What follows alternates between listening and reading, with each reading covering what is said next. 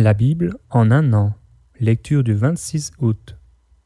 2 Corinthiens, chapitre 1, versets 1 à 11.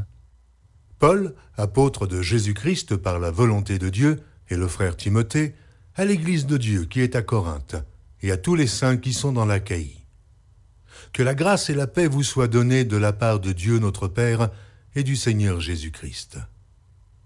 Béni soit Dieu, le Père de notre Seigneur Jésus-Christ, le Père des miséricordes et le Dieu de toute consolation, qui nous console dans toutes nos afflictions, afin que, par la consolation dont nous sommes l'objet de la part de Dieu, nous puissions consoler ceux qui se trouvent dans quelques afflictions. Car de même que les souffrances de Christ abondent en nous, de même notre consolation abonde par Christ. Si nous sommes affligés, c'est pour votre consolation et pour votre salut. Si nous sommes consolés, c'est pour votre consolation, qui se réalise par la patience à supporter les mêmes souffrances que nous endurons. Et notre espérance à votre égard est ferme, parce que nous savons que, si vous avez part aux souffrances, vous avez part aussi à la consolation. Nous ne voulons pas, en effet, vous laisser ignorer, frères, au sujet de la tribulation qui nous est survenue en Asie, que nous avons été excessivement accablés au-delà de nos forces, de telle sorte que nous désespérions même de conserver la vie. Et nous regardions comme certain notre arrêt de mort, afin de ne pas placer notre confiance en nous-mêmes, mais de la placer en Dieu, qui ressuscite les morts. C'est lui qui nous a délivrés et qui nous délivrera d'une telle mort. Lui de qui nous espérons qu'il nous délivrera encore. Vous-mêmes aussi, nous assistants de vos prières, afin que la grâce obtenue pour nous par plusieurs soit pour plusieurs une occasion de rendre grâce à notre sujet. Job, chapitre 20. Tsophar de Nahama prit la parole et dit : Mes pensées me forcent à répondre, et mon agitation ne peut se contenir. J'ai entendu des reproches qui m'outragent. Le souffle de mon intelligence donnera la réplique. Ne sais-tu pas que, de tout temps, depuis que l'homme a été placé sur la terre, le triomphe des méchants a été court, et la joie de l'impie momentanée ? Quand il s'élèverait jusqu'aux cieux, et que sa tête toucherait aux nues, il périra pour toujours comme son ordure, et ceux qui le voyaient diront : Où est-il ? Il s'envolera comme un songe, et on ne le trouvera plus. Il disparaîtra comme une vision nocturne. L'œil qui le regardait ne le regardera plus. Le lieu qu'il habitait ne l'apercevra plus. Ses fils seront assaillis par les pauvres, et ses mains restitueront ce qu'il a pris par violence. La vigueur de la jeunesse, qui remplissait ses membres, aura sa couche avec lui dans la poussière. Le mal était doux à sa bouche, il le cachait sous sa langue. Il le savourait sans l'abandonner. Il le retenait au milieu de son palais. Mais sa nourriture se transformera dans ses entrailles, elle deviendra dans son corps un venin d'aspic. Il a englouti des richesses, il les vomira. Dieu les chassera de son ventre. Il a sucé du venin d'aspic, la langue de la vipère le tuera. Il ne reposera plus ses regards sur les ruisseaux, sur les torrents, sur les fleuves de miel et de lait. Il rendra ce qu'il a gagné, et n'en profitera plus. Il restituera tout ce qu'il a pris, et n'en jouira plus. Car il a opprimé, délaissé les pauvres, il a ruiné des maisons et ne les a pas rétablies. Son avidité n'a point connu de borne, mais il ne sauvera pas ce qu'il avait de plus cher. Rien n'échappait à sa voracité, mais son bien-être ne durera pas. Au milieu de l'abondance, il sera dans la détresse. La main de tous les misérables se lèvera sur lui. Et voici, pour lui remplir le ventre, Dieu enverra sur lui le feu de sa colère et le rassasiera par une pluie de traits. S'il échappe aux armes de fer, l'arc d'airain le transpercera. Il arrache de son corps le trait, qui étincelle au sortir de ses entrailles, et il est en proie aux terreurs de la mort. Toutes les calamités sont réservées à ses trésors. Il sera consumé par un feu que n'allumera point l'homme, et ce qui restera dans sa tente en deviendra la pâture. Les cieux dévoileront son iniquité, et la terre s'élèvera contre lui. Les revenus de sa maison seront emportés, ils disparaîtront au jour de la colère de Dieu. Telle est la part que Dieu réserve aux méchants, tel est l'héritage que Dieu lui destine. Job, chapitre 21. Job prit la parole et dit : Écoutez, écoutez mes paroles, donnez-moi seulement cette consolation. Laissez-moi parler, je vous prie. Et, quand j'aurai parlé, tu pourras te moquer. Est-ce contre un homme que se dirige ma plainte ? Et pourquoi mon âme ne serait-elle pas impatiente ? Regardez-moi, soyez étonnés, et mettez la main sur la bouche. Quand j'y pense, cela m'épouvante, et un tremblement saisit mon corps. Pourquoi les méchants vivent-ils ? Pourquoi les voit-on vieillir et accroître leur force ? Leur postérité s'affermit avec eux et en leur présence, leurs rejetons prospèrent sous leurs yeux. Dans leur maison règne la paix, sans mélange de crainte. La verge de Dieu ne vient pas les frapper. Leurs taureaux sont vigoureux et féconds, leurs génisses conçoivent et n'avortent point. Ils laissent courir leurs enfants comme des brebis, et les enfants prennent leurs ébats. Ils chantent au son du tambourin et de la harpe, ils se réjouissent au son du chalumeau. Ils passent leurs jours dans le bonheur, et ils descendent en un instant au séjour des morts. Ils disaient pourtant à Dieu : Retire-toi de nous, nous ne voulons pas connaître tes voies.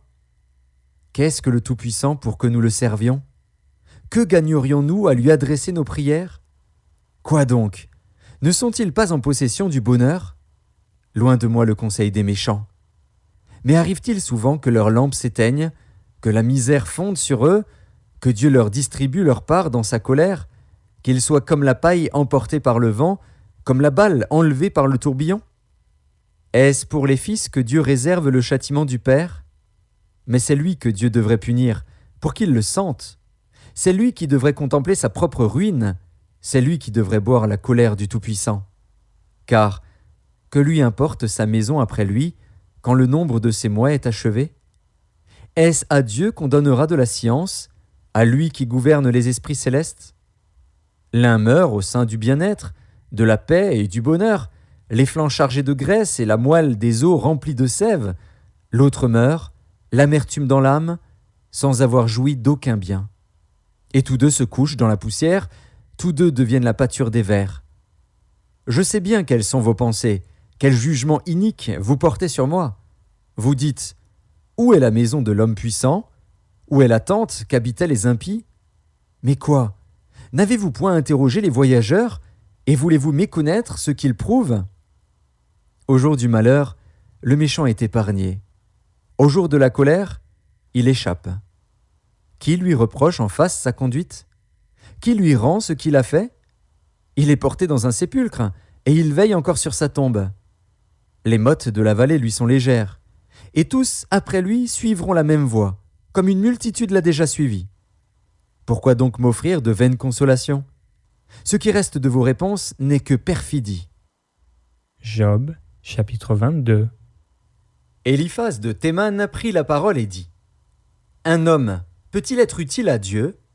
Non, le sage n'est utile qu'à lui-même. Si tu es juste, est-ce à l'avantage du Tout-Puissant ? Si tu es intègre dans tes voies, qui gagne-t-il ? Est-ce par crainte de toi qu'il te châtie, qu'il entre en jugement avec toi ? Ta méchanceté n'est-elle pas grande ? Tes iniquités ne sont-elles pas infinies ? Tu enlevais sans motif des gages à tes frères. Tu privais de leurs vêtements ceux qui étaient nus. Tu ne donnais point d'eau à l'homme altéré. Tu refusais du pain à l'homme affamé. Le pays était au plus fort, et le puissant s'y établissait.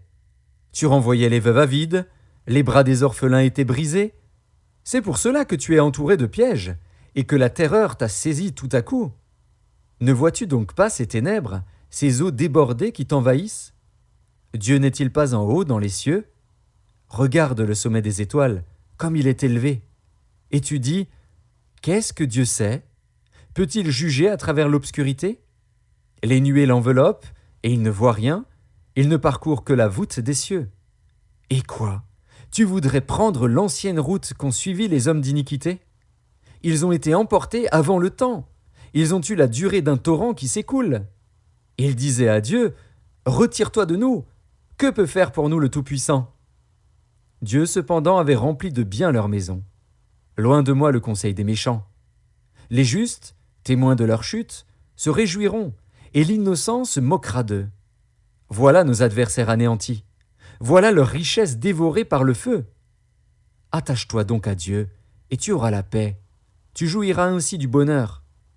Reçois de sa bouche l'instruction, et mets dans ton cœur ses paroles. Tu seras rétabli, si tu reviens au Tout-Puissant, si tu éloignes l'iniquité de ta tente. Jette l'or dans la poussière, l'or d'Ophir parmi les cailloux des torrents.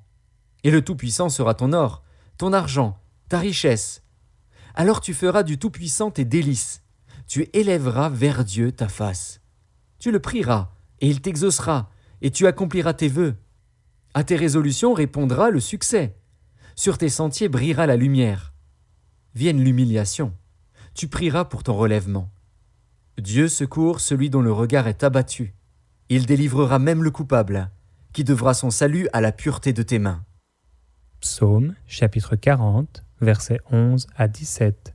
Je ne retiens pas dans mon cœur ta justice. Je publie ta vérité et ton salut. Je ne cache pas ta bonté et ta fidélité dans la grande assemblée. Toi, Éternel, tu ne me refuseras pas tes compassions. Ta bonté et ta fidélité me garderont toujours. Car des maux sans nombre m'environnent. Les châtiments de mes iniquités m'atteignent. Et je ne puis en supporter la vue. Ils sont plus nombreux que les cheveux de ma tête et mon courage m'abandonne. Veuille me délivrer, ô Éternel. Éternel, viens en hâte à mon secours. Que tous ensemble ils soient honteux et confus, ceux qui en volent à ma vie pour l'enlever. Qu'ils reculent et rougissent, ceux qui désirent ma perte. Qu'ils soient dans la stupeur par l'effet de leur honte, ceux qui me disent « Ah ah !» Que tous ceux qui te cherchent soient dans l'allégresse et se réjouissent en toi. Que ceux qui aiment ton salut disent sans cesse « Exalté soit l'Éternel !» Moi, je suis pauvre et indigent, mais le Seigneur pense à moi. Tu es mon aide et mon libérateur, mon Dieu, ne tarde pas. Proverbe, chapitre 22, versets 2 à 4. Le riche et le pauvre se rencontrent. C'est l'Éternel qui les a fait l'un et l'autre. L'homme prudent voit le mal et se cache, mais les simples avancent et sont punis. Le fruit de l'humilité de la crainte de l'Éternel, c'est la richesse, la gloire et la vie.